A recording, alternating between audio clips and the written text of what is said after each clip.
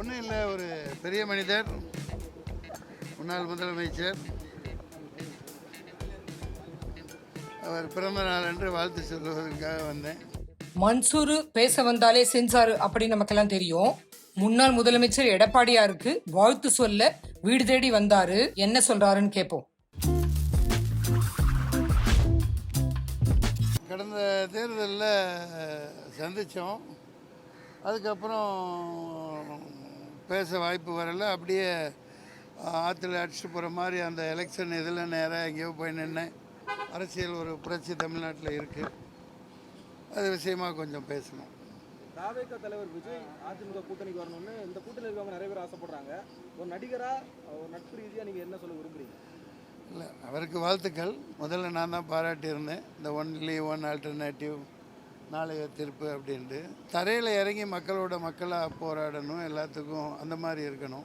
பிரச்சனைகள் அப்படியே இருக்குது. மீனவர்கள் பிரச்சனை அப்படியே இருக்குது, மாணவர்கள் பிரச்சனை அப்படியே இருக்குது, நீட் பிரச்சனை அப்படியே இருக்குது, இஸ்லாமியர்களின் தேவையில்லாமல் 30 வருஷமாக அந்த உள்ளே இருக்கிறாங்க, அது அப்படியே இருக்குது. கஞ்சா போதைப் பொருட்கள் மிக அதீதமாக மக்கள் இளைஞர்களுக்கு கிடைக்கிது. இந்த மது ஒழிப்பு இல்லாமல் இருக்குது. இன்னும் நூற்றுக்கணக்கான பிரச்சனைகள் உங்களுக்கு தெரியாதது ஒன்றும் இல்லை. அது பார்ப்போம், நிறைய நாட்கள் இருக்குது.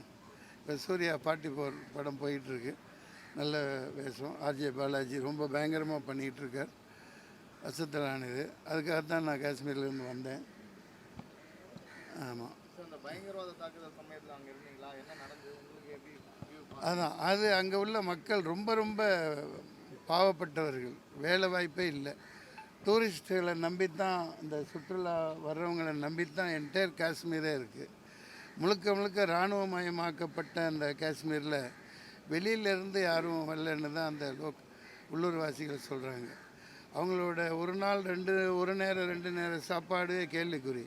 இப்போ இந்த பிரச்சனைனால ரொம்பவும் மோசமாக பாதிக்கப்பட்டிருக்காங்க. அதுக்கு அரசாங்கம் உரிய நடவடிக்கை எடுக்கணும். மேலும் மேலும் அவர்களே பாதிக்கப்பட்டு இருக்காங்க. ஒரு மாநில மக்களின் உரிமைகளுக்காக நம்ம எப்போவுமே குரல் கொடுக்கணும். நன்றி.